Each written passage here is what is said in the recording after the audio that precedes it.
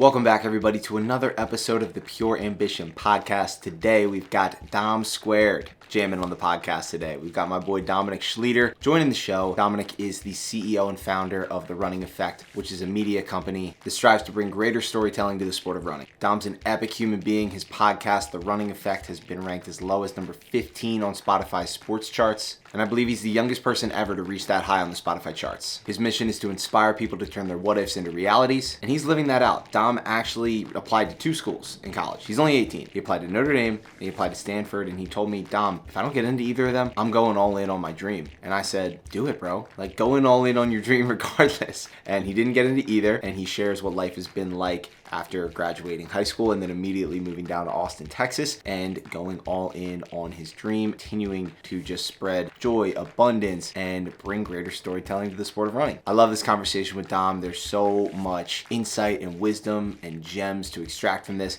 He's 18, like I said, I'm 24, and I'm always looking at him for inspiration, for motivation, because he's just an incredible light. And before we dive into it, if you guys could subscribe to the channel, like this video, share it with somebody who you think will find value in it. I really appreciate it, and it helps us on our mission to empowering 100 million people to become the happiest, healthiest, and most fulfilled version of themselves. Now, without further ado, let's dive into it with Dominic Schlueter.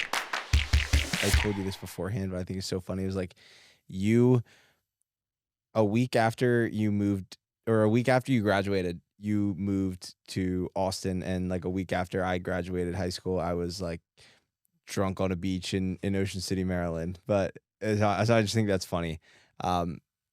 Just where where you're at in life and looking back now. But I will say are we just kicking off here? We're just kicking it off. Let's do it. First off, a privilege and a pleasure to do this. Thank you, brother. Dude, the Dom's Squared is what I call us. Dom Squared sitting down together recording is long overdue. I know. Well, to that point though, something I think is interesting about that, as you were talking there, kind of came into my mind, is the fact that I think you're unbelievably successful and way more accomplished in so many different arenas than I am, but yet you had like a quote unquote later start into it.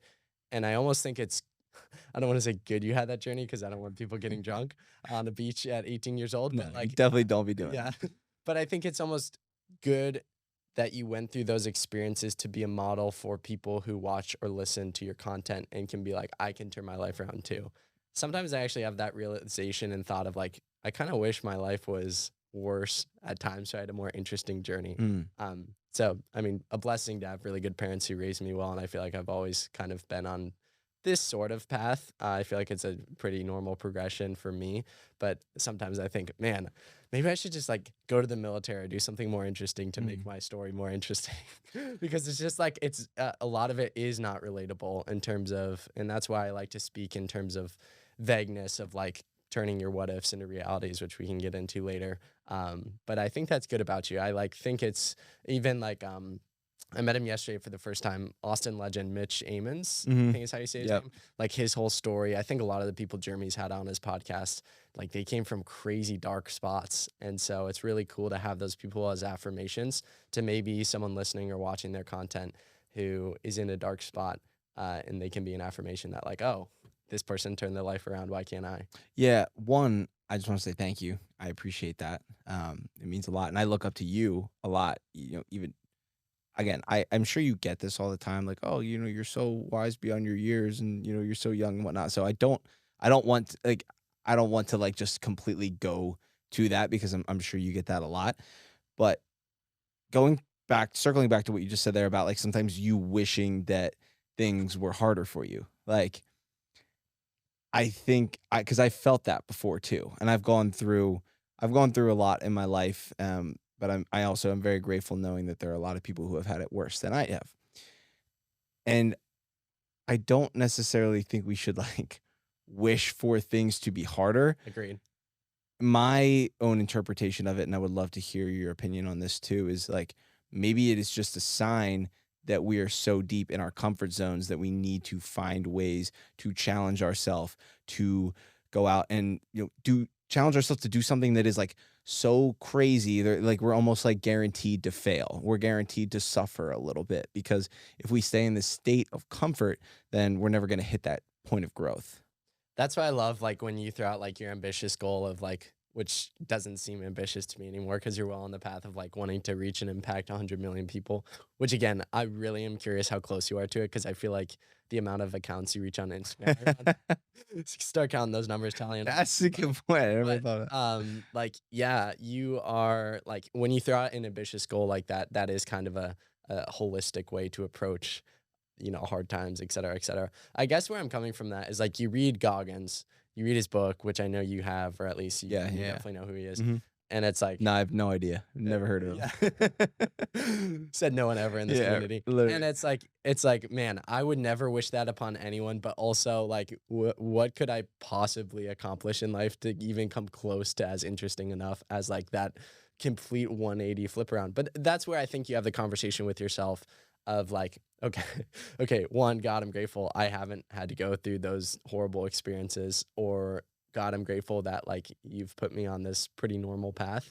But also like asking God, or if you don't believe in God, like thinking through thoughtfully, what's my purpose on earth? And like, God, what are you calling me to do in this path, in this purpose? I'm grateful that maybe I didn't have like a crazy 360, maybe it's not as inspiring, but like his plan is greater than ours. And so for me, it's like, okay, embrace kind of the normalness of just being odd and starting things at a young age, and maybe not like having 5 years of rediscovery like a lot of people do when they like turn their life around. Maybe that's a great thing. And that's probably what's God's plan for my life. And so it's following that to the best of my ability. And yeah, just like sticking to it, because I think everything happens for a reason. And so yeah, I'm glad. I don't know why I'm saying wish my life was weirder. It's from like the story perspective. I like to think of my life in terms of a memoir, and at this point, I feel like it's been a very normal progression where I probably showed tendencies of what I'm doing now as a kid. So the memoir has a steady progression, but when you read a book, you like some ups and downs and ups and downs, and there are ups and downs within what I do. Like it's crazy hard. There are definitely hard days, but with that being said, no Goggins material or Dom Fusco material. Well, dude, there's also the flip side of that is your story is you had this epiphany, this realization, this desire to create something at a young age. And you've been able to grow your podcast into Spotify top 50 sports podcast by the time you're 18 years old. Like all of the hours spent, in your room, in your basement, in your kitchen, wherever you're recording, just grinding over the past couple of years, while I'm sure lots of your other friends or lots of your peers or people that were surrounding you were out, doing hood rat stuff on a Friday night and, like sleeping in till noon and playing Xbox all day. Like you were dialed in, you were making connections, you were reaching out to coaches, you were building this thing for yourself. So I would say just that is just as inspiring to me than hearing somebody like David Goggins overcoming what he had to overcome, things that he were completely outside of his control, like being born into, a family with a psycho abusive father and all the other insane things that he had to deal with. Like that's his story. But like your story is equally as inspiring to me because you had this love, this passion, this desire to do something at a young age. And I don't even want to say sacrifice. You just were doing what you loved and you were like investing into yourself from an early age. That is just as inspiring to me as a David Goggins story. Yeah. Well, I appreciate it first off, but I honestly think sacrifice is the right word there because, yeah, I had a phone conversation with someone today and he wants to get in like the social media podcast game. And I was talking to him about his friends in his circle. And I was basically saying, yeah, you're going to have to decline things that you would want to do and that are good to do. They're like not bad things to do if you really want to create something special with your life. If you want to go against the status quo, you can't be doing what everyone else is doing.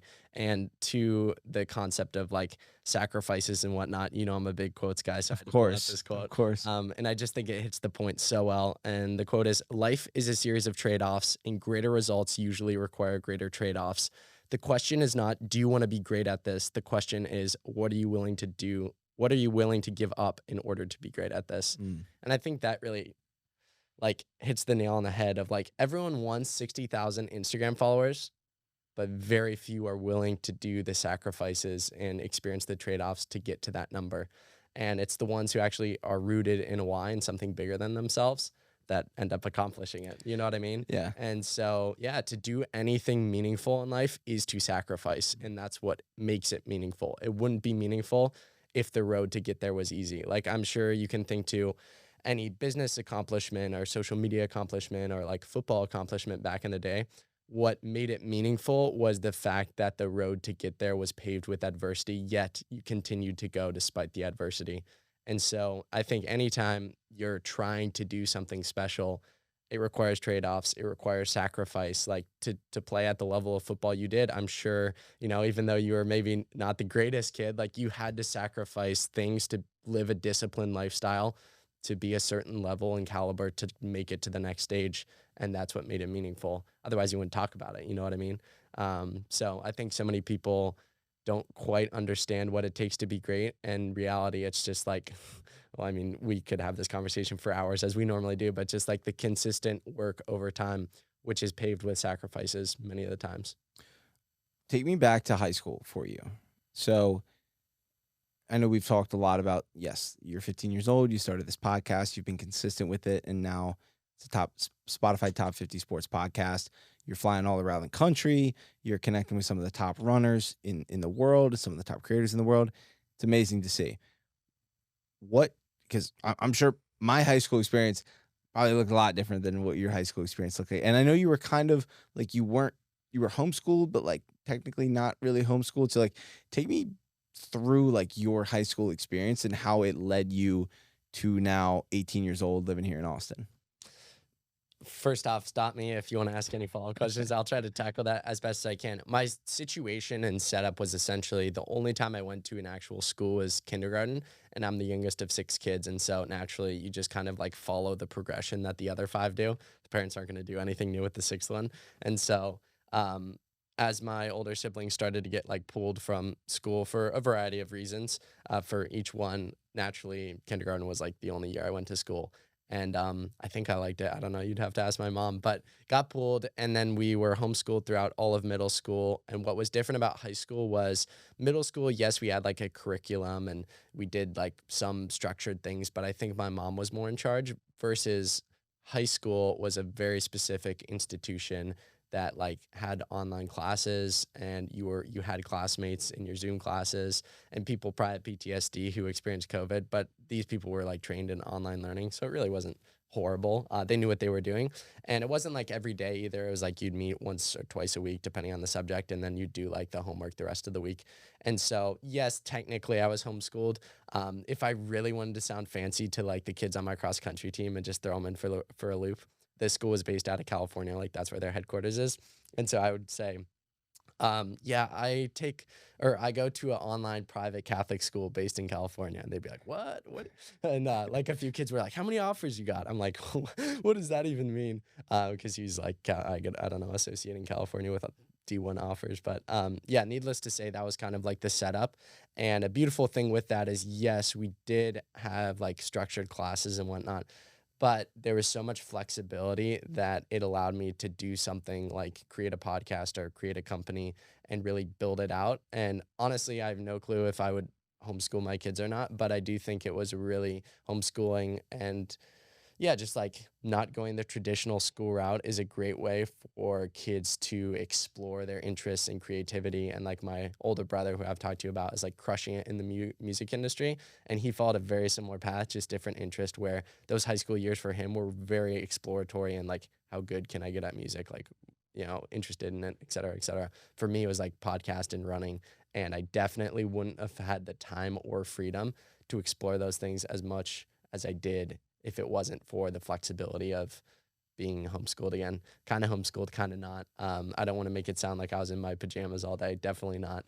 There's a sense of structure and order to it, but for sure, way more flexible than the average high school student who was gone 8 to 3 and then practice and whatnot. So you were in this like online charter school type deal, but then you would run for the public school in your district? Yeah, so the Ohio rule was that you could run, if you were homeschooled, you could run for the public school that you were living in, like the district you were living in. Yep.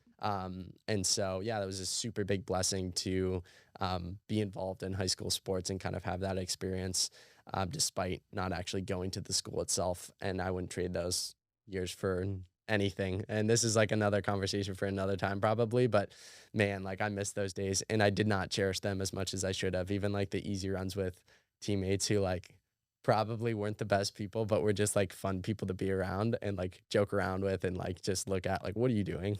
I miss those days definitely a lot. But in the moment, I think specifically in high school or college, so many kids are like on to the next, on to the next, on to the next. Like they're constantly looking towards the next stage that they don't actually fully enjoy the moment. Actually, it's not high school and college. I think that's all stages of life. People are almost always like looking to the next thing, particularly when they're younger. And so, yeah, for me, looking back on it now, I definitely miss those days. And I think it was also awesome for me to like interact with a group of people that I was forced to interact with that I wouldn't ever choose to be friends with. And then specifically in a leadership setting where like I was a team captain sophomore, junior, and senior year. And it's like, how can I lead kids that I don't see most of the day, whereas they all see each other most of the day? And so I actually think I learned a lot from just the dynamic and relationships. And also like I was really only one of the serious kids on the team. And so it's like, how do you formulate these kids' love for running, which is ultimately what it's about?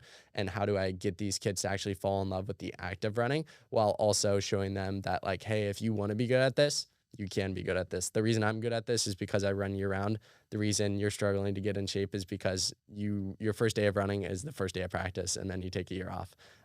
And so just some of those different dynamics and lessons were definitely learned through that process of being able to participate in public sports despite not actually going to a school. Mm.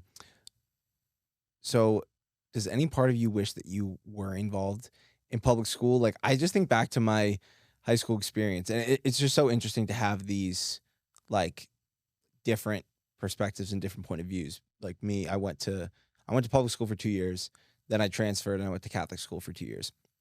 I was actually homeschooled until I was in 6th grade. Okay. I don't know if I ever told you that. No, I don't think so. But my mom had homeschooled us until I was 6th grade. My sister was 4th grade. My other brother was 2nd grade, and my other brother was young. He's been in normal school his whole life. But I looking back on it now, I was like, man, being homeschooled was awesome. But at the time, all I wanted to do was go into school. Like I begged my mom. I was like, I just want to go to school. I just want to be with my friends. I want to do all that. Like me being just very extroverted. I hated like just not being around as many other kids. We would have like our little like co-op groups that we would meet with. But other than that, like I really just wanted to go into school. So do you feel like you missed out on anything in high school, or are you content with the way that everything went down for you? I missed out on a lot of things that the average student would experience, and I'm grateful in hindsight that I missed out on all of those things. That's The so drama, funny. the stress, the anxiety of what other people think about you. Yeah. So absolutely, I missed out on the traditional high school experience, but in reality, the traditional high school experience is generally a pretty miserable one for most people, at least many times of the year. I will say the only thing that I look back, and definitely I wouldn't change anything. I love where I'm at. I love what I'm doing. I love what God's doing in my life. So like I wouldn't change the path to get here, but I was definitely and am definitely extroverted and like literally love conversations, if you can't tell by me having a podcast. And like even, we just like talk for hours and it feels like 10 minutes. And so I definitely desired those relationships in terms of just connecting with another human being or many human beings within a day's span. Definitely missed that aspect of like not being around kids. Yeah, Zoom is not the same at all whatsoever with kids you're never going to meet nor are really interested in. And so that is why I'm grateful that I did sports. I think I would have gone crazy if I didn't do sports and if I wasn't as passionate about running and got really involved within it. But yeah, I definitely, specifically in 8th grade, really wanted to go to high school because of like I just wanted to be around other kids my age. But I'm grateful for the path. I wouldn't change it. Yeah, I mean, I just think about all the extra time that you had to work on the things that you've been able to work on. Right. And if you didn't have those opportunities, we might not be sitting here together. You might not be where you're at with the podcast, on the trajectory that you're on. You might be in college somewhere. So Well, I would, yeah, go ahead. I'm curious to hear your perspective actually going to a high school. It is unbelievable to me. If you want me to get fired up, ask me about education, both from a high school and collegiate perspective. Fire me up, bro. Yeah. That's what we're here for. Fire me up. Yeah, high schoolers the curriculum in most states and high schools is so much wasted time on busy work. And I was really blessed that the school I went to, yeah, there was a little bit of busy work, but not at all to the same extent of what a normal traditional setup would have been. That's one aspect of like we are just giving kids unreasonable amount of homework to just do homework. It doesn't seem like there's an actual intent behind it. And then also within that is like we are teaching kids subjects that really are not important. And there are so many like something I joke about with so many adults and they all agree with me is like every kid in high school will have to do taxes by themselves one day. Yet why aren't we teaching that course? Like why aren't we teaching a course for like discipline and proper nutrition, which I guess they do have health classes, but like you and I know the school system, even like the school lunches, it's like I would love to hear your thoughts on that. It's crazy what they're serving kids these days. So yeah, I just think the whole high school system is an education system is kind of broke. And then you get into college and it's like, why are we letting kids spend $60,000 a year to party, study something they're not passionate about, and like just kind of live almost reckless lives? And that's not to say that there aren't college students who take it seriously or people who are passionate about becoming a doctor or a lawyer where it's necessary to go to school. I think that's awesome and I fully support that. But so many kids are like aimlessly going through life and they don't really have like the structure or system that they just get put in these systems that really are not fruitful or productive. And giving a kid 5 hours of math homework that he's never going to actually use in his day-to-day life because he doesn't want to be in a career interest that uses it doesn't make sense to me. And even like being around high schoolers, like the chronic stress that comes from schoolwork is unbelievable to me. And again, it doesn't even seem like there's a purpose behind the work. And another thing too is like homework is viewed as studying for a test and you do all these things to ace the test and then you like seemingly forget all the information and then learn something new and then take a test and then repeat that process. And I almost think that teaches kids to view everything as a test in life of like you have to just memorize information to pass the test and then memorize information to pass the test. And I just don't think that's like a very productive way to go about life. Instead, I think we should go about things of like, again, I think there should be structure. There's structure in everything. I think that's a very good, productive thing of society. But like like we listen to podcasts all the time and it's like, that's the information that fires us up and we can like reiterate because we're genuinely passionate about it. And so it's like, how can you teach fundamental things to that age group that they should know and that they can get excited and passionate about? Everyone knows their favorite teacher they can think back to, and it was probably always the teacher that like applied the things in a fun way. Yet like so many teachers don't do that. So more ramblings, but hopefully something in there stuck. No, 100%. I think back to it like my senior year. I was like, I'm taking all of these classes. One, my mom didn't let me take a study hall. And I was like, I'm looking back, I'm like, really? Like I could have put, I mean, I shouldn't say that because at that point in my life, I would not have been using it productively. I would have just been using it to sleep more, which, hey, you know, that could be a little Not a bit bad productive. thing. Not a bad thing.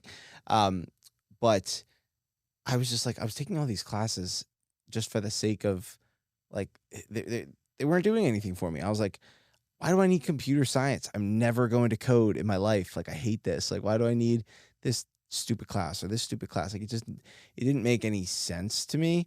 And to answer your question, or, you know, just putting it out there, I was like, why aren't we teaching kids how to do taxes? Why aren't we teaching kids how to, you know, do this, that, and the other?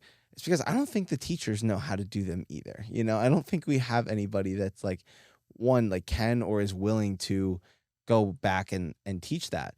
But I think so I went to public school and I went to Catholic school. And I will say when I went to public school, there were a lot more opportunities for students to really lean into something that they found that they were good at or that they enjoyed. Like you could take broadcast media, you could take like video editing, you could take wood shop, you could take like power tech, you could go to tech school for like half the day if you wanted to. You can take art classes, ceramics, all this kind of stuff. When I went to Catholic school, it was very, very limited in terms of like the electives that you could take. And I really didn't find any of them like gave me much value at all. And, you know, I mean, religion and faith is a whole nother subject. Cause I grew up Catholic and now, you know, I'm not a denominational Christian and I feel closer to God than I ever have. But I'm curious, to kind of just reeling things back in here, before I go down too many rabbit holes. You called me a couple of months before you graduated and said, "Yo, I'm applying to Notre Dame and I'm applying to Stanford, or I'm not going to go, or maybe I just won't go to college at all. Like, what do you think?" And I remember what I told you. I said, just follow your heart, follow your gut, and look for signs that God's telling you to. And we're sitting here. I know. You so didn't. full circle. So full circle. You didn't. You didn't go to college. You're down here. You went and you bet on yourself, and you're investing in yourself continuously. What were the factors for you of wanting, like, okay, I'm going to go to college, or I'm not going to go to college? And then what was that like with your parents, your siblings, friends, people within your inner circle? Were they supportive of that decision? Were they not supportive of that decision? I would love to dive into that a little bit. Yeah, for sure.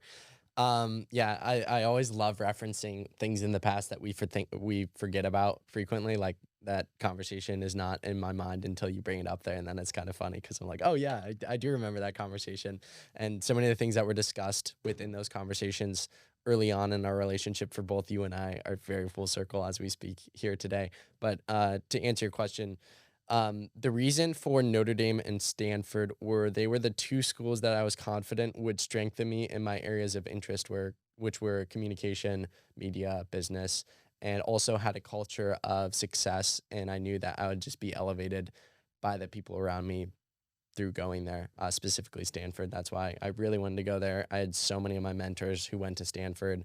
And so that was definitely, I joked in my applications, I didn't write this down, but I joked that I'm a byproduct of Stanford, whether they'll accept me or not, just because like so many of my influences were Stanford grads. And so those were the only two schools that like really stood out to me. And then even from a financial perspective, with how much my parents make per year, Stanford, I would have gotten a full ride.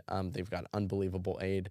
And then Notre Dame, it would have been like close to a full ride just by getting in without any scholarships, which is like amazing. And so it kind of checked the boxes of it would strengthen me and the things I'm interested in, really propel forward the running effect, as well as I wouldn't really be in debt. And then like the environment and the people and the community would really elevate me.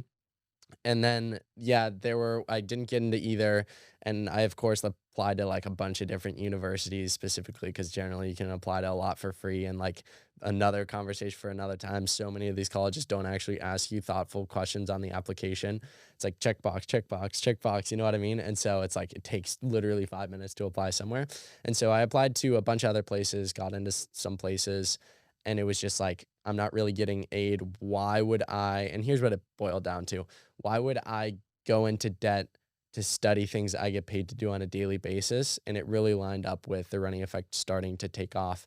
So for some context, last year I made like $300 total. And then January I did like a $400 deal. And then I think February is when I locked into a $10,000 deal. And so that was when I was like, well, financially I can probably take a gap year at this point. And that's when like thing after thing after thing lined into place. And God was moving in powerful ways at that point.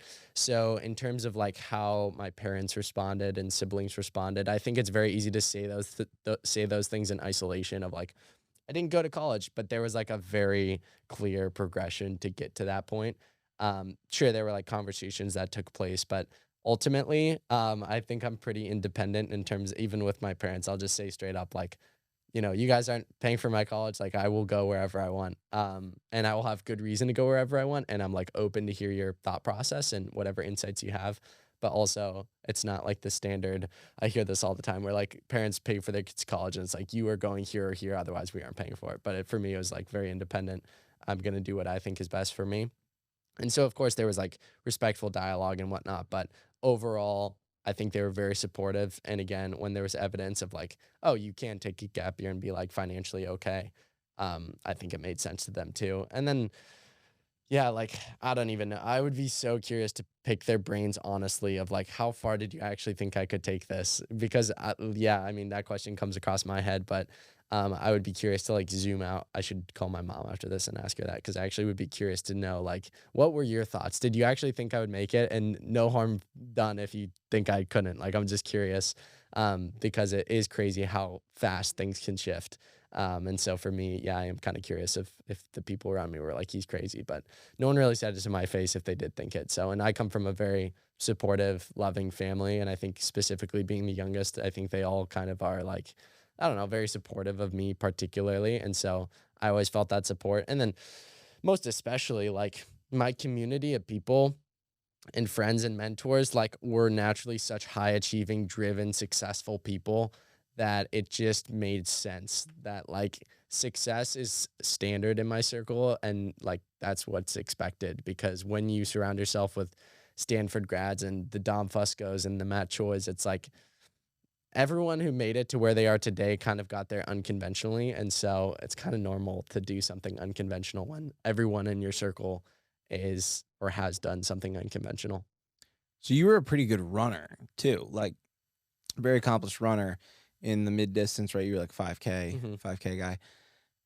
Did you ever want to run? Like we haven't really talked about, most kids who excel in a sport want to go on and run at the next level. Where caveat, running is one of those interesting ones where like I feel like you don't necessarily have to be like at the collegiate level or above Right. to like You can't just be like a known runner. Yeah, football completely different subject. Yeah. It's like if you want to continue football, there's no like rec league really, No, I mean like you can go play and there's like the USFL, you can go play XFL, you can go play overseas, which I actually thought about. I thought I was gonna go play in like Europe and then be like an online like personal trainer and nutrition coach to like pay the bills and like so I could go play overseas. And that was my plan. And then after like literally I was going into my senior year of college or my last semester because I took a gap semester and I went back and I was like, I have my certifications now. Like I was in the best shape ever. I had a really good senior season and I got to the end of that season and I was like, my body is so beat up. Like I was like, I don't want to do this anymore. I felt like I had emptied the tank with football and I'd given it all that I had. And I was like at peace and I still am at peace with how everything went and how like my closure on that. But I'm curious, like, did you ever consider, think about going to run at the next level?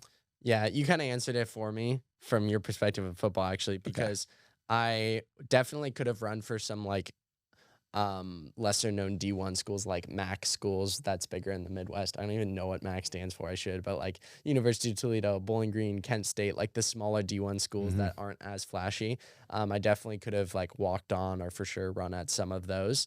But my running journey and trajectory, I think I peaked in 8th grade, not in time wise, but in terms of potential. I was so good in 8th grade. Like those were the glory days, man. And then like consistently throughout high school, I think my potential didn't necessarily match up with like the work I was putting in, if that makes sense. And the last year and a half of my high school career was super tough. It was like a lot of injuries, a lot of like odd sicknesses, like mono type things. And so that kind of held me back from actually running at a high level. And looking back on it in hindsight, and I think I had a little bit of this mindset in the moment, I just used that as a sign for like when God closes one door, another opens. And that was probably a door that needed to close for me to take the steps that I did. And also if you presented me with the option of, hey man, run D1 and be incredibly mediocre and finish in the middle of the pack of like mediocre races versus like go full time with what you love to do, it's kind of a no-brainer to me. If I'm going to do something, I want to be super excellent at it. And running is one of those unique sports where specifically in high school and college, it's so like you versus me. But what's beautiful about it outside of that setting is that it's you versus yourself. And so like you will never, no offense, Dom, like you could never make it on a collegiate team. But what's beautiful is that you can chase after something like a sub 3 hour marathon and see what your potential in an event is. And it's like you versus you, if that makes sense. And so running is also a sport where I was kind of attracted to, hey, I've been running since I've been 5 years old. I would actually kind of enjoy to get out of the competitive scene and just like run for me. And not that I wasn't before, but I certainly think every year in high school, and this happens with all sports, like you want to hit certain standards, specifically when you do want to play or run in college. It's like you want to do things to get this coach's eye or whatever it might be. Like, you know, all this from football, I'm sure. And so it was also kind of attractive to me to be like, oh, through not going to college to run, you can actually like embrace the sport in a new setting, in a new way, and make it you versus you for the first time in a while. How did you come up with the name The Running Effect? I don't think I ever asked you that before. No one's asked me that before, funny enough. That's the first time I've been, well, like when I say no one, like I think some of my family members maybe have, but very few people ask that because they just assume that it's related to running, like the effect running has on you. And certainly that's a big aspect of it. I quite frankly don't remember how the name came up. I do remember though, and to give some context, I think you know this, but for the listener, I had the idea of starting a podcast for like 2.5 years before I actually started it. So that's a lot of time to come up with names or like think through names. So you were like 12? It was like eighth grade when I first had the idea of starting a podcast. So from eighth grade, and then I started it going into my sophomore year. So however many years that is, like roughly 2. And so that gave me like a lot of time to, again, every like few months, it was just like chewing on it a little bit more, like going through the process of like, yeah, what would it be called? And it was kind of like one of those weird, just the name popped in my head, and I was like, that's it. I really like that. And so I think it was one of those odd, just normal monotony moments where like the name came into my head, or maybe I heard a name that was like somewhat similar in a completely different genre. And I was like, okay, how could I twist this to be my own? I don't quite know how the name came to be, but I know as soon as the name, The Running Effect, came into my head, I was like, that's it. And for 2 reasons. One, yes, the effect that running has on your life and has on the guests' lives that I have on and get to speak to, and how it's fundamentally changed them, their lives, and them as people, and the attributes it's given them, all the different things that running and discipline and all those things do for you. But 2, the second meaning that I feel like most people don't know about, that I'm actually strong on, and also like if I ever pivot outside of running, why I would keep the name, is what is the running effect in multiple individuals' lives? An easy way to break this down would be like, what are the commonalities in 5 successful people's lives that you can then take and apply to your own life? So I have the great privilege of speaking with so many successful people. You've been one of them on the podcast, and people who listen can very easily hear trends of like, I hear consistency brought up a lot. I hear discipline brought up a lot. And through that, it's like there are specific attributes and lessons and different life paths that are like a common running effect in these successful people's lives. And so hopefully through that, a listener can walk away and be like, well, if it worked for 300 people, it should probably work for me. So the dual meaning of, one, the effect that running has on you and on your life, also mixed with like the commonalities, like the running effect in multiple individuals or a specific individual, the different, sides of it. So I'm sure you've read Atomic Habits. Favorite book of all time. Of course it is. Not surprised there. And so the analogy of the hockey stick, right? Of just, nothing, and then boom, all of a sudden things start to take off. For you, what was your hockey stick progression, and where was the uptick? For those that don't know, so I started running at the age of 5, and then I really got serious about it in 7th grade and made the switch. If you apply that to my podcast, I started the podcast 15 years old and really made the switch at like 17 of like, okay, I'm actually not just going to do the thing, but I'm going to be serious, intentional about the thing. And so I would say the results came with the consistency. Shocker. Not at all. So last year I was like, okay, I want to start releasing an episode like once a week. And then that turned into 2 times a week. And then going into this year, like I still have it in my journal. I was like, I want to commit myself to more process goals because those will unlock the outcome goals. Another good conversation. And so I was like, this is going to be crazy hard to do, specifically like if I go to college or if I don't. Like I have no clue what it's going to look like, but I really want to release an episode twice a week. And sure enough, as soon as the year started, that just naturally turned into once every other day. I don't even know how, but that's where I think the results came from, is just the extreme work behind the scenes. And I love this saying, if you want different, work different. And so many people want the results again, but they're not actually willing to do the work that it takes to get the thing. And so like even on Instagram, not to make myself seem like something I'm not, we both know people way bigger than ourselves. You're bigger than me, but it's like, I think I've posted 630 times. I'm at like 45,000 followers. And it's like, everyone wants the second number, but very few people realize that you need to do the first number in order to get the second number. Are you willing to post 650 times? That's the barrier to entry. You know what I mean? And so everyone wants the 50,000 followers or 100,000 listeners on Spotify, but are you actually willing to do the work that unlocks those results? Very few people are. And if someone posted on Instagram 650 times, I guarantee you they would get somewhere meaningful or at least learn a lot in the process. And something I love, funny enough, I don't remember the hockey stick analogy, but he's got a lot of good analogies in terms of breakthroughs. And my favorite one that he uses is the analogy of an ice cube, how an ice cube melts at 32 degrees, and that your work from like 21 degrees to 27 degrees or 21 degrees to 31 degrees, it's not wasted, it's just stored. And I think so many people get discouraged early on in a path of fitness, nutrition, social media, growing their personal brand. They get so discouraged because they haven't quite hit 32 degrees and they don't quite see the breakthrough. But if you keep nailing the stone enough times, eventually it's going to break. But very few people actually last to see it break through. And that's why like everyone wants the results, but like very few are willing to commit themselves to the process. And I've definitely shared this with you. I'm sure you've heard it in the podcast community, but 90% of podcasts quit after 3 episodes. And then that 10% who survives, 90% of them quit after 20 episodes. And so if you produce 21 episodes, you are in the top 1% of podcasters all time. And it's like, it's not easy to win and be great in a world that just settles for mediocrity.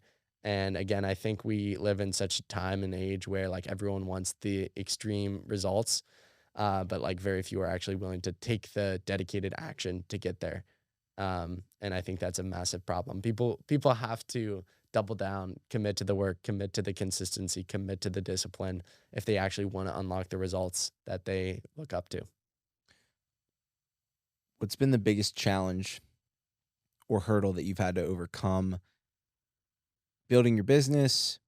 I know you've dealt with some injuries. And there have been things that have set you back in life or that you've had to go through. But I'm curious, is there anything that stands out as like the biggest challenge, hurdle, or setback that you've had to overcome? And what was the lesson you learned from that? Fantastic question. Not surprised you're asking a fantastic question, but a very good one. Stop flattering. I mean, a funny practical one is literally like, how do you start a business at 17 years old? And I didn't have my license at the time. And so I literally got my driver's permit so that I could have identification to open a business account at my bank because they needed it. So like even something as like funny and practical as that of like, okay, now I got to study for this driver's test, even though I'm not planning on I'm not using this for the intent of driving. Like I just need identification. So then I can go to the bank, and then it's like the hurdle of, well, I'm not an adult. So like one of my parent needs to co-sign, and like there are actually quite a lot and few logistics that go into like creating an LLC and things like that. And so that was like probably a funny practical one, but a more real, tangible, deep one that I struggle with to this day is like the story I tell myself about my situation. And so I'm such a high achieving individual where I expect the world out of myself. And I think that's why I've been successful. But also, it's the story, and I don't quite have the words for this as I'm thinking and speaking aloud here. So it might come out in ramblings because I'm like processing aloud. But I think a lot of it is like, what story am I telling myself about my current situation? And it's not like a excuse thing. It's like you don't have to do this because of your age, or you don't. It's kind of like, I think part of my mind holds me back from actually going all in and achieving meaningful things. And I think I've done a great job of like combating that, but it's certainly been a struggle. And I honestly think the biggest struggle came when I actually made the decision to move and go all in, because it was such a risky, ambitious thing. I had some proof and affirmation that I could make it work, like based on like that $10,000 deal where I was like, oh yeah, I can probably take a gap year at this point, but still actually making the decision to go all in, that was like massive for me. And again, it was the story I was telling myself of like, oh, like everyone goes to college. Like no one at 17 years old has their own company. No one moves 1,500 miles away from their home. Like it's just going to fail. Like, what are you thinking? And now even for me, as I try to achieve the next thing and the next thing and bigger and better things, it's those same like lies creep in of like, well, you made it this far, but like just wait till it comes crashing down and all those things. And I mean, from a religious perspective, I think anytime you're doing good in the world or trying to chase after something meaningful, that's when like the devil creeps in with those thoughts. And I think both Jesus and Satan work through your thoughts a lot. And so it's like discerning which ones are true, and certainly any ones that are just straight out lies or not actually affirming you in any way, shape, or form are probably from the enemy. And so if you actually view them with that perspective, then it's like, good, I'm glad I'm experiencing these thoughts because it means I'm actually going after something meaningful. So off the top of my head, I honestly think that's been the biggest obstacle is like the story I tell myself about the current situation I'm in. And the biggest lesson I've learned from that is just how powerful it is to discern your thoughts and to work on your thoughts and to be more mindful of the thoughts you're having. I think that's a big thing that people are not aware of the thoughts they're having. And I forget what the study was. I quoted it in a Stanford application essay, funny enough, but the Cleveland Clinic did some study, and I could have this number wildly off, although I don't think I do. It's like 85% of our thoughts are naturally negative. And so I think it's like 95%. okay, Actually, there we go. I've heard that too. Yeah, That's a certain amount. And so it's like, well, we become what we think and we become who we think we are. And so if we're only having negative thoughts, well, naturally we're going to be in a really negative state. And so that's been a really powerful lesson of these thoughts that come up, of discerning them, thinking through them, being thoughtful with them, renouncing the ones I need to renounce, accepting the ones that are true and affirmative and positive, or the ones that are like gut check of like, yeah, you should be living more disciplined in this area of life, or you should be more kind to this individual or supportive or whatever it might be, just being aware of our thoughts. And I think with social media today, where, it's like everything's get your attention, get your attention, get your attention, it's kind of taken us away from actually being aware of the thoughts we're having. Take me through a day with Dominic Schlueter right now. Do you just want me to take you through today? Take me through today. Okay, so was up a little bit later last night, so I didn't wake up as early. And also a big caveat here is I'm not running at the moment, recovering from injury. And so if I was training for something, honestly, a big portion of the day would be structured around that specific run or workout or more intentional. But woke up around 7, make my bed first thing in the morning. Firm believer in making your bed. Great, like small pamphlet made by a Navy SEAL, and it's basically how making your bed creeps into other aspects of your life, which I actually am a firm believer of. And one of my brothers didn't make his bed growing up, and I told my dad about this book, so my dad jokingly but also seriously bought him this book and put it on his unmade bed, which is funny. Anyways, so make my bed, and then took a shower, and then my morning stack is not supplements, but it's scripture, and then I read the Daily Stoic and journal a little bit. Gratitudes, planning out the day, et cetera, et cetera. What do you read? What book are you reading through right now? So I read the Bible and then Daily Stoic. Yeah. What I meant in the Bible. I flip around all the time. Yeah. So I honestly could be more structured. I think my favorite book are like the Psalms, and to really chew on those, I think there's such good wisdom in the Psalms. But I also think like the Gospels are obviously unbelievably entertaining and like very easy to actually hone in on a specific teaching of, Jesus's life and how he was living. So I could be better about being more structured and not just like, legitimately a lot of times I'll just open to whatever page and like read through it. And then if nothing stands out, I'll like go to like a gospel because I know something will stand out. So do all that. And then what did I do? I had breakfast, and then I had a podcast recording at 8 a.m. And then I had a phone call, like mentoring someone who wants to get into social media podcast from like 9 to 10:30. Probably called my mom sometime in there, was responding to some emails, got out a podcast. We release one every other day. So Monday, had one today to release, promoted that on social media, had a meeting with my graphic designer at 12, but that was also planning some projects for 2024. So that was like 12 to 1. Then I took a 20-minute power nap, made lunch, listened to a podcast, I think, while I was making lunch. And then what podcast? Yeah, Danny Miranda. I was gonna say. Oh my God! You introduced me to. So dude, he's so good. He's unbelievable. He's so good. We were actually supposed to be recording on Wednesday. Now I'm going to New York. So there you go. Who on who? He was coming on mine. Okay, nice.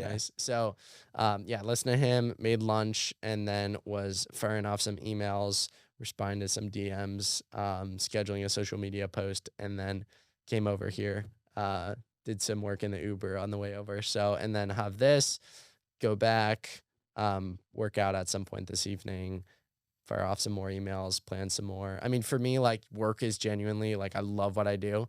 You know it. Like when you own something tangibly, there's a reason you own it tangibly. Like you love to do it most likely. And so I have no problem working at EPM. I understand why someone wouldn't who works for someone else, but for me, it's just like, well, it's my baby. Why would I not? It's my favorite thing in the world. So, some days are heavier than others, others aren't. I think the days with recordings and meetings definitely take more mental energy and clarity.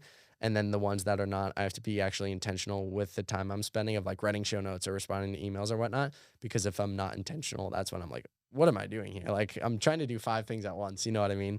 And I don't have that quite structure that it would on a normal day. So every day is very different and it changes. And I love that.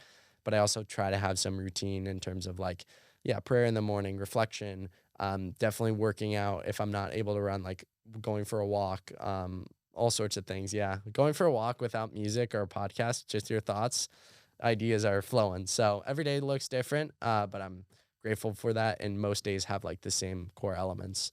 So yeah. You alluded to it a little bit earlier, or I don't know if you alluded to it, but you mentioned the running effect, the name, that if you ever pivoted like away from running, that it wouldn't stray to, you'd keep the name and maybe do some rebrand the wording and some of that. One thing I've been curious about with your podcast is it's rapidly growing. It's booming. I love it. I listen to it. It's amazing. Do you ever think that you'll get to a point where you're going to, I don't want to say outgrow running, but not be so niche with the Sure. conversations that you're having? It's funny you asked that question, and I wouldn't actually answer this honestly with most people, but we're just having a conversation between two brothers, so I'll be very honest with you. And it's been something that I've been praying and reflecting on recently. And a question I get asked by like people I respect a lot. I don't want to be 45 with 3 kids having a podcast about bringing storytelling to the sport of running. With that being said, it's absolutely my call and vocation right now of what I'm doing. I love it so much and I wouldn't change it for the world. But again, I don't see myself being a 45, 7-year-old dude with a podcast bringing entertainment and storytelling to the sport of running. And so that's why even like a year ago, I'm forgetting when, but I wanted to come up with like a greater purpose because I didn't want to get to like judgment day, get to the steps of heaven and God's like, you brought great storytelling to the sport of running. What else did you do? You know what I mean? Like I was like, I want a deeper purpose and mission. And the thing that came up to me in prayer and thoughtful reflection was that I had the what if I start a podcast for 2.5 years before I actually acted on that. And all of my current reality came from that action. Like besides like the things that I was given in life, like family and all those things, like almost all of my reality came from taking action on turning that what if into a reality. And so my thought process was, the deeper meaning and message of my life and what I feel is my purpose is to help as many people as possible turn their what ifs into realities. Everyone has what ifs, whether it's like, what if I start this business, or what if I get in this kind of shape, or what if I run this race that I'm scared to run, or what if I pursue this relationship, or what if I forgive the person who hurt me 10 years ago, or what if I, am a more sacrificial, selfless person, or what if I'm a more dedicated individual, or what if I work at a soup kitchen, whatever it might be. Like we all have these what ifs, but very few of us actually take action to turn them into our reality. And I want to show people that all the beautiful things in life actually come from taking action on the what ifs that come up in our head. Like God plants thoughts in our head for a reason. Like we were just kind of having that discussion a minute ago about thoughts and how God uses them. And so for me, the deeper meaning in terms of the podcast is through the inspiring stories of my guests and their journeys, I want to show the audience that they turn their what ifs into their reality. And that's why they're where they're at today. So many of them, took immense risk, bet on themselves, live immense life of discipline and all sorts of these very, admirable skills and skill sets and attributes. And so it's like through that, I want to inspire my audience and anyone who tunes in to, turn their what ifs into their reality, but also like through me building out the running effect and through, yes, I've turned some what ifs into realities, but like that unlocks more what ifs of like, what if I get it to this level, or, like even for you, like what if I reach 100 million people and impact them, like getting people invested in the journey and through that inspiring them. And so how it relates to running is like through the guest type thing and through their stories. but that mission is not strictly running, nor does it have the word running in it at all. It's just like an implementation of it. And so I definitely think in the future, I don't know when, I don't see it anytime in the near future because I love what I'm doing and I really want to build it out. And I do think it's where I'm called to be, but I definitely see myself getting a little bit out of running, although running will always be something I do till the day I die. I do believe it. I love it. It's my favorite thing in the world. But I think I don't want to be like too shallow. And I think I'm doing great work, but I don't want to bring basically entertainment to a sport, and storytelling to a sport and make that my mission for all of my days. It's just kind of like a chapter in my life. This will unlock the next chapter, which will unlock the next chapter. But I want everything I do to stay at the core of that mission to help people turn their what ifs into realities. Different seasons, man. Exactly. Different seasons, man. I think about that all the time. There's certain seasons where you can prioritize certain things. One might be a performance-oriented season, which you were kind of just in, going for Project 259. For me, it was like I was going hard all the time. And now I'm in a season of, okay, mental, spiritual fitness, like going back and like doing more like functional strength, mobility, building my body from the ground up, spending less time in the gym and more time on, with other people, human connection, building businesses, that kind of thing. So I love how you're embracing that season right there. And I just touched on it a little bit, Project 259, where you were aiming to run a sub 3-hour marathon. Was that the first like big running goal that you were pursuing since graduating from high school? Yeah. Okay. Yeah, it was. So high school was like very much competitive. 5K cross country, and then track, it was like the 3,200 and 1,600, which for those that aren't familiar with, basically mile and 2 mile, a few extra meters short. And so basically the same thing. And so it was always focused on time or distance. And yes, 259 is a time goal, but it was like a very unknown distance where I was like, honestly, I came up with 259 just for like the branding aspect. I can't say like Project Marathon. Yeah. I'm not gonna say so. I honestly think, and it's kind of maybe prideful to say this because I didn't line up, and it's maybe a disservice to the people that actually break 3 hours. But I think I was probably in like 250-ish shape. And then you see a guy like Jeremy run 244, and no disrespect to Jeremy, but I'm like, the guy just started running and he's running like 244. Like, what am I doing? Like, he's an animal. Love Jeremy. He's a friggin' beast. But so anyways, yeah, the project was really just like a rekindle your love for the sport and train for something and put some meaning behind the runs in 100-degree weather in Austin. Like get through them, like have something to actually tangibly shoot after. And that was kind of like the impetus for it was like, oh, this would be a really cool event to kind of kick off this next stage of my life. Ended up cutting it short due to injury, unfortunately. And it's like so hard to analyze your decisions after things have happened. I honestly think my coach and I went about it super sustainably and super well. And I honestly probably wouldn't have changed anything, which is tough. So had to cut it short. And I think it's very stupid to run through pain just to run through pain. And that's what it would have been doing. And when your body wants to rest, it will send you the signals that you need to know to rest. I'm sure you've kind of experienced that recently. So for me, now kind of rebuilding my body and my shin, getting it healthy, and then going to attack it again. So love that. I'm excited to see what you'll bounce back and do. Seeing your runs, I'm like, dude, you could run like you'll be in the 230s at some point. Hopefully one day. You'll be in the 230s at some point if you so choose to go that route. One thing I wanted to ask you about was something I see on like all your Instagram posts, and I'm gonna butcher it, but is it ad aspera per astra? Close enough. Close enough. Ad astra per aspera, which I'm probably butchering that as well, but I know the wording is like ad astra per aspera. My grandfather's fluent in Latin, so I took Latin in high school, but I honestly forget half of it. But yeah, do you know what it means? I looked it up and I already forget. It's through hardships. So it's to the stars through hardships. And it's actually, I'm not from Kansas, never been, but it's actually the official state motto of Kansas. And yeah, I mean, kind of the meaning behind it is exactly what it is. Like to the stars through hardship. I feel like that is my journey in a nutshell, as like, I undoubtedly, in my mind, I will be successful. I will reach my goals. I will reach the stars, but that doesn't mean that there won't be hardships along the way. That doesn't mean that there won't be doubts, that there won't be failures.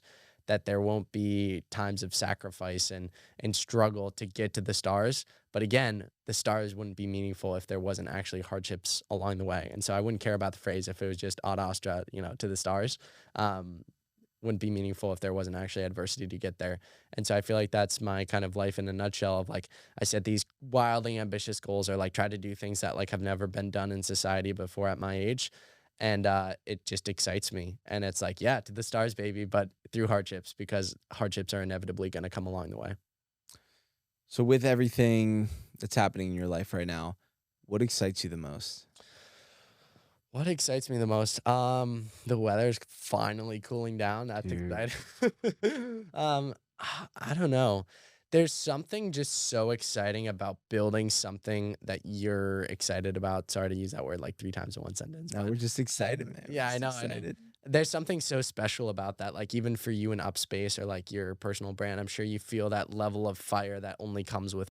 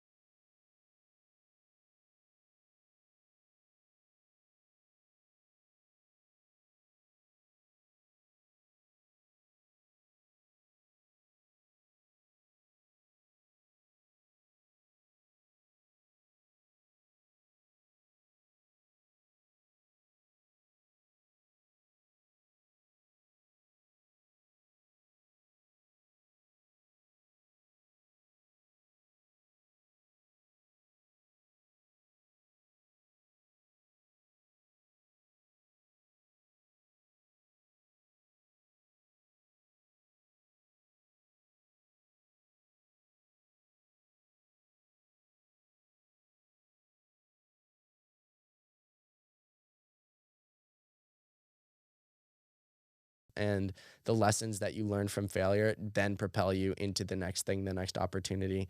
And so even like the hard things or things I go through on a day-to-day basis that maybe aren't as enjoyable, they actually provide context to the highs. And I heard this, I think from Dan Coe. I don't know if you follow him on social media, but absolute stud of a dude. He is. He basically said that, and I forget his reasoning. So Dan, if you're listening, apologies. But it was something to the extent of like when you are an entrepreneur and creating your own thing, the highs are way higher than the average person's highs, but the lows are way lower than the average person's lows. And I definitely resonate with that. And the reason they're polar opposites is because, yeah, the highs are so high and then the lows are so low. And so it's kind of just taking everything in stride. Not answering your question here. What gets me excited is just like, honestly, the day-to-day life. To give you maybe more of an exciting answer too, I feel like I'm slowly starting to develop community in Austin for the first time. And that's been like a real joy and privilege to kind of slowly start to surround myself with amazing individuals. I'm very good at just like head to the grindstone, work for 2 months.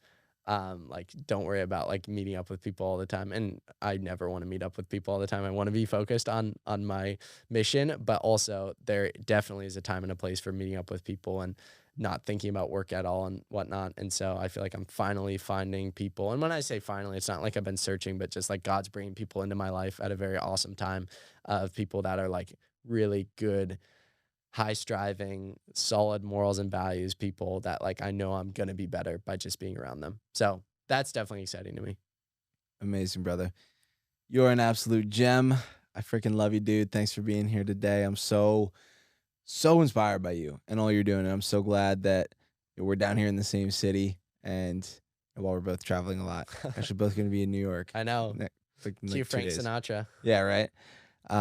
Dude, I'm just so grateful for you and all that you're doing in this world and creating such an impact and a positive impact on everybody you meet. And that's just so admirable. I do want to ask you my last question and one that I ask all my guests.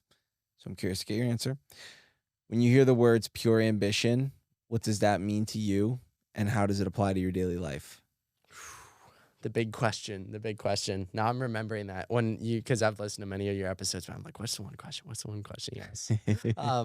Yeah, pure ambition to me means being purely devoted to living your life to the fullest, and not living your life to the fullest in terms of like partying and having fun, but living your life to the fullest in terms of what is the greatest impact I can make on those around me. And through that and through impacting others, having those people impact others, and then having those people impact others. And a big reason I think you're really close to this 100 million goal is because I think the people you've impacted have actually impacted more people, who have impacted more people. And so, kind of like a final message, I think, to our listeners today, something I think I say quite frequently is like, your life, Dom, and my life, also Dom, would not be possible if we weren't incredibly all in on what we do, and if we didn't show pure ambition for what we do, and if we didn't take risks. I love this saying, like, and it's pause the episode for the listener and ponder on the saying, like, if you don't risk anything, you risk even more.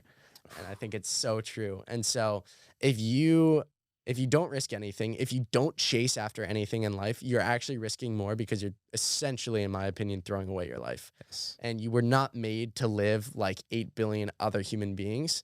And like, I probably should have gotten more fired up earlier on in the conversation, because I'm super fired up talking about this right now. Like, the odds of you existing as Dom Fusco, the odds of me existing as Dom Schlueter, the odds of the listener, fill in your name, existing as you, is 400 trillion to 1. So don't tell me you're made to live a quote unquote normal life. You aren't made to live a normal life. You're not made to settle for the status quo, to live a life of mediocrity. You're made to chase after things with ambition, with heart, with drive. You're made to impact and inspire others, and you're made to be known. Like, I think everyone, I do think it's admirable for the people that like want to die and not be known, et cetera, et cetera. And I don't think you should do things for fame, but I think you should want to do things that will live long past your name. And that's actually a humble way of thinking, that like, I want to create something that's so much bigger than myself.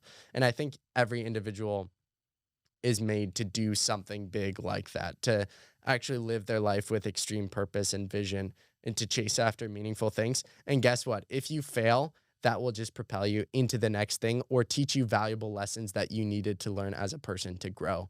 And again, it's the whole concept of like, there are no failures, there are only lessons. And so, yeah, just the final message of like, I'm normal is the biggest lie we tell ourselves on a consistent daily basis. And the fact that we think we were made to do normal things, when in reality, 400 trillion to 1, you can't look at that and say that God or whoever you believe in didn't put you on earth for a reason to do big things. So, as I normally do, rambling around your question and circling around it, that's kind of what like pure ambition means to me, is like intently chasing after something in life, and through that being a witness and an inspiration to others to do the exact same thing, and then through that making a ripple effect, and hopefully through that making the world a better place. And yeah, maybe not reaching 100 million people like you, but doing as many as I can. Well, I think you're well on your way, man. That was beautifully said. I appreciate that so much. Man. Also, real quick, one quick yeah, thing. yeah. I'll make you uncomfortable real quick here. Dom Fusco is the freaking man, okay? And I love when guests say this, so I'll say it. The easiest thing you can do to support your favorite podcast, or one of your favorite podcasts, if you made it this far, is the classic, what I like to say, 5-star review on Spotify, Apple Podcasts, and share the show with a friend. It takes between 5 and 10 seconds. So that 5-star review button on Spotify takes like next to no time, and it really helps with the algorithm. That's how you get on the charts and whatnot. So help 2 Doms out by doing that if you enjoyed today's conversation. And then in terms of you making you uncomfortable here, Dom Fusco is the freaking man. And I think a lot of people who follow you, like, you probably haven't met 60,000 people in your life. So certainly many of your followers have not met you in person. But I think it's a real testament when I met you for the first time, you were the exact person I had talked to on the phone. And because of that, we weren't meeting for each other for the first time. It was like maybe the 10th time we were talking, and it felt like the 10th time we were talking. And you're genuinely such a good individual who has such a heart for others, and who like genuinely cares for the good of others, and like will consistently like break themselves down and be selfless when it doesn't benefit you, but it's for the good of the other person. And we need more people in society who genuinely look out for other people in that way, and who are also like genuinely striving for something bigger than themselves. And so I know you say this to me, but I genuinely feel it to you. Like, I what do you say? You're like, yeah, when I'm like lacking motivation or whatever, I'm like, yeah, I know Dom's getting after it. And I feel the exact same way. It's like, Dom's trying to inspire and impact 100 million people. Like, what am I doing? Like, get off the couch, buddy. Like close out Instagram reels, get after it. You're made for something greater. And so keep doing the amazing things you're doing, because I just know you're going to be successful. Like, I think you are successful right now, but I know you're not settling for this. I know you want more. I know you want more out of your life, out of Upspace, out of your personal brand. And like, dude, I can see that it's going to continue to take off. And I think when I sent you a DM on Instagram, you were at 17K, and like, I don't know, what are you at? 65, 60, something in there. And so, yeah, like you're gonna skyrocket. You're gonna, why not 1 billion people? That's what I said to you. Why not 1 billion people? So 2 billion, 3 billion. I think you're gonna do it. I'm so excited to like be on this journey of life with you. And it's just like, I don't know, that God works in mysterious ways. And like, I don't even know why I DM'd you the day I did, but like everything just like works out in the end. And so it's such a privilege to know you and to see the impact you're having firsthand, because it's inspiring me. And I guess to the audience is like, Dom is like a 10 times better individual when you actually meet him in person than what you see on social. And I don't think you can ask for a better person to follow who's actually living what they preach. So keep crushing it. It's been a pleasure speaking with you. An absolute pleasure being on this podcast, second ever podcast. I decline podcast requests all the time, and could never decline a conversation with my buddy Dom Fusco. So I appreciate it. Excited to see you keep crushing it. Well, I appreciate that, bro. I really do. You're the man. I love you. If people want to follow more of your content, where can they check you out? At The Running Effect with an E. And then, yeah, like if you want to email me or whatnot, therunningeffect@gmail.com, LinkedIn, Dominic Schlueter, spelled Schlueter. And Strava, Dominic Schlueter. It's either Dominic Schlueter or The Running Effect. So I always plug the Strava now. I'll always plug the Strava. So. All right, dude. Well, I appreciate you. Thank you so much for your time today. This is the first of many. First of many. Love it, dog. Peace Appreciate out. it. Let's go.